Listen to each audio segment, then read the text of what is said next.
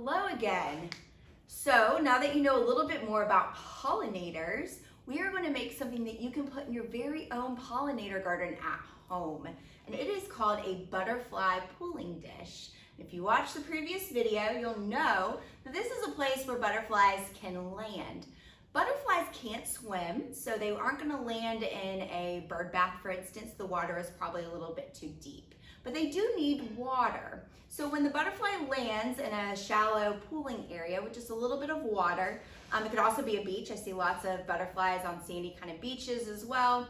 They're actually using their feet to taste the nutrients that are in the water and the sand and the gravel. And they need those nutrients to survive. And like I mentioned in the video, they actually taste with their feet. So whatever they land on, they taste.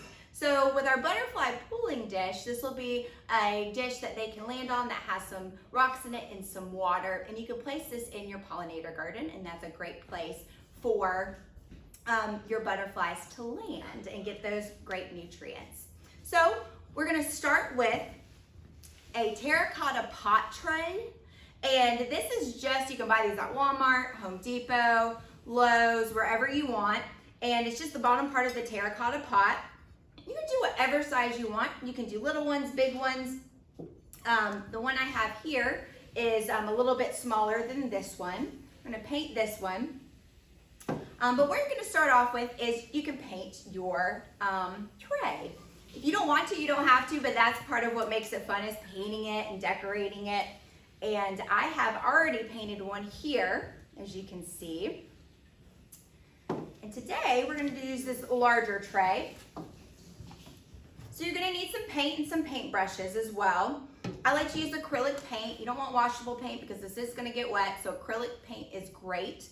Also at the end, once it dries, it's good to have the clear coat spray that will actually seal it as well. I did not bring any of that with me, but you can buy that at Walmart or Home Depot as well. And that clear coat sealant will seal everything down and kind of protect it from the weather and animals and things like that, because this will be sitting outside. All right, so today I think I'm gonna start with this cool fuchsia color. And when you paint, there's all different kinds of paint brushes you can use.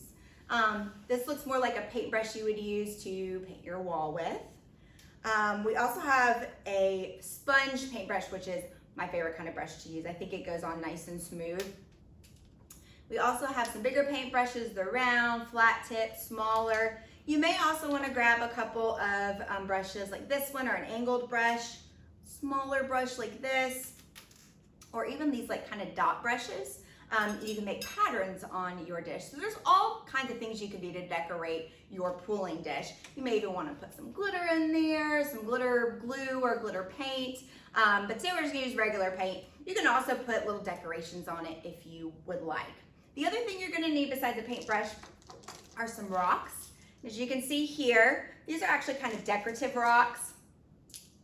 And you can also use like rocks you find from your creek, which might actually be pretty cool, some natural rock as well. These are a little bit small. You probably want something a little bit bigger, but this will work as well for your dish. And this is actually going to be on here, so when you fill up the dish, that's a place for the butterflies to land. And then we're gonna glue these on with hot glue as well. All right, and if you're using hot glue, please make sure you have parents around to help you with that, because that does get very hot. You can also use Elmer's glue. Elmer's glue just takes a lot longer to dry. All right, so let's get started. I'm gonna dip my sponge brush here in this pink paint and paint the bottom of it. And what I like to do when I paint flower pots and trays and things like that, I like to use multiple colors. So as you can see on this one over here, I use lots of different colors. I put different colors on the sides of the tray. And you can see it's pretty light, so you can paint it as many layers as you like. This will probably need a couple of coats. If you do a thin layer at first though, it will dry a lot quicker. And that means you can put another layer on a little bit more quickly. If you've slapped too much paint on there, it may never dry. It will take a really long time So just be careful with that. And see, you can see it, that first layer is already kind of dried up. So that's good. So this next coat we're putting on is a little bit darker.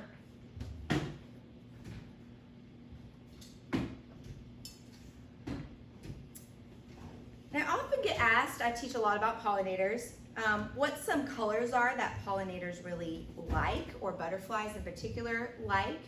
And they do like the purples and the pinks, you know, the color of flowers. So you may want to color your tray, some of those bright purples, pinks, and blues to attract your butterfly.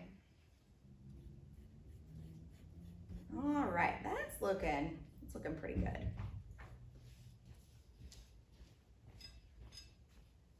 All right, so now I'm gonna take, we'll take this paintbrush and what color do I want?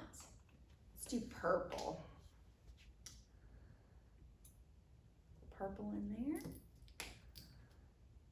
And I've got one of these cool little trays, but you can just use a paper plate too to squeeze your paint onto. So I'm gonna do the little top part, nice little purple color.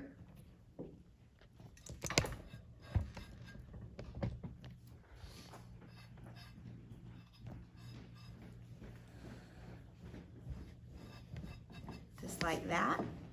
And this is actually kind of already drying a little bit, so what we could do is fill a little yellow.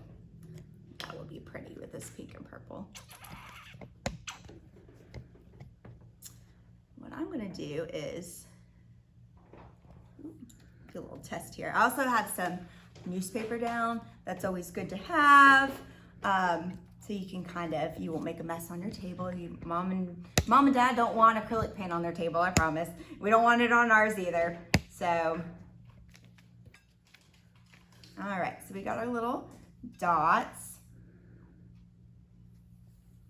And then what I'm gonna do is just kind of put, let's see, maybe I'll do with how many rocks I have. So I've got 2, 4, 6, 8, 10, 12, 13. So maybe I'll put 13 dots on here, and then I'll put the rocks in the middle of it. So we got 1, 2, 3, 4, 6,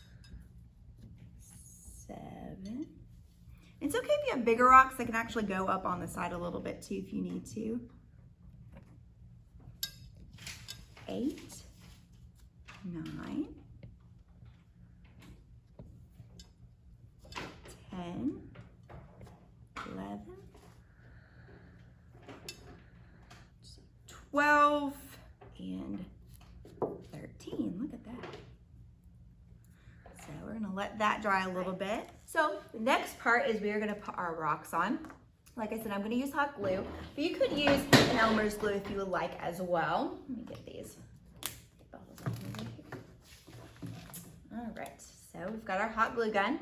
This is actually a low temp hot glue gun, so it doesn't get quite as hot. And we use these with our kids because they work really well, and if you happen to touch it, it's not gonna burn you. All right, so we've got our rocks, and your rock should have some kind of flat surface on it. The decorative rocks tend to have a flat surface, but if you get them from a creek or something, you may have to kind of move it around a little bit because you do want it to be able to stick to the bottom of the tray. All right, and it's pretty easy. Just like that. Got a rock for each dot. Actually made one of these at my house. I have a balcony at my apartment, and I made a smaller one. It was about this size, and I actually used some river rock that I found, and I put that. I have a oops, that one got lost.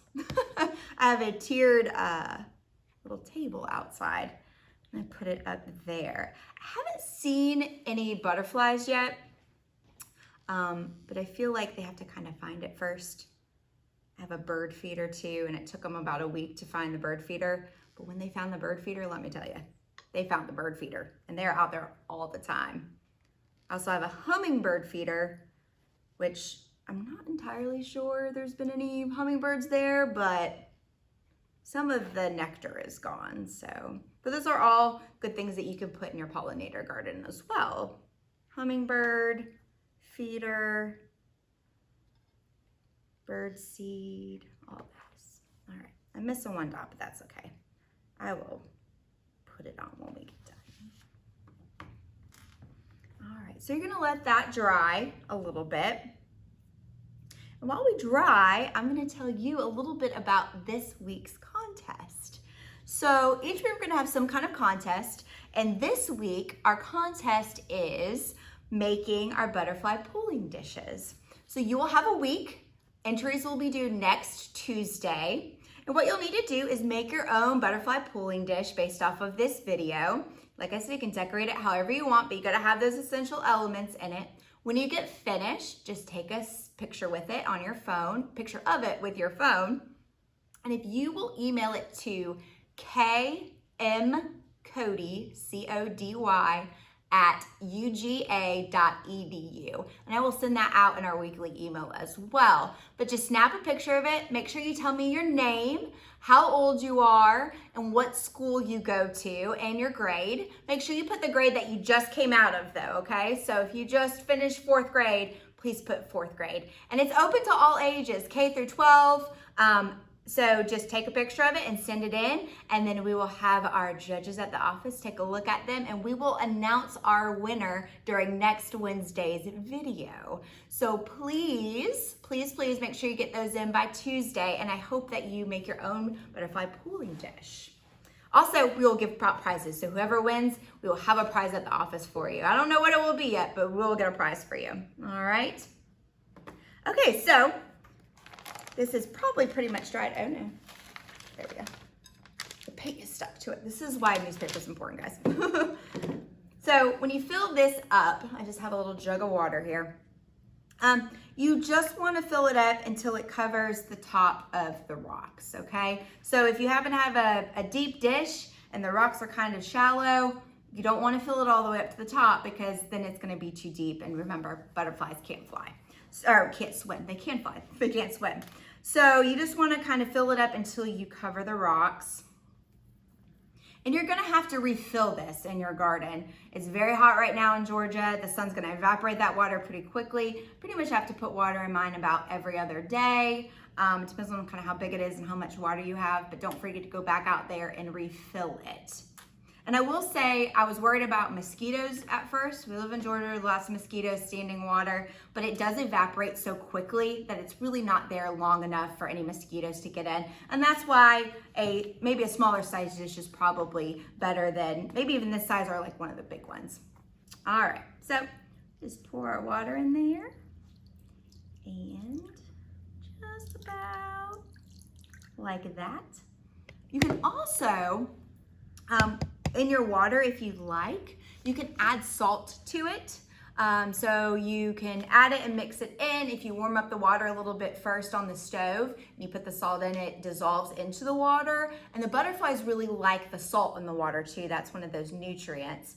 Because when you get the water out of your house, it's probably purified or goes through a filter, so there's not a lot of those vitamins and minerals in it. So really actually using maybe your hose water, or if you want to add some of that salt into it, they will really come to that because they like that salt in there.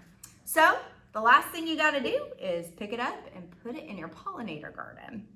Well, I hope you had fun, and I hope you make your own pollinator pooling dish this week. And like I said, our contest is going to be a decorating contest of dishes. So please make sure you email those with the information I asked for no later than Tuesday at 5 p.m. So that's next Tuesday, which I believe is June 30th.